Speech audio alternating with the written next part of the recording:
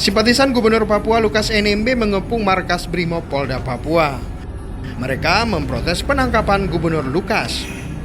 Bentrokan massa pendukung Gubernur Papua dan Brimob pecah saat beberapa orang melempari anggota Brimob. Usai ditangkap KPK, Gubernur Papua Lukas NMB diamankan di markas Brimob sebelum diterbangkan ke Jakarta.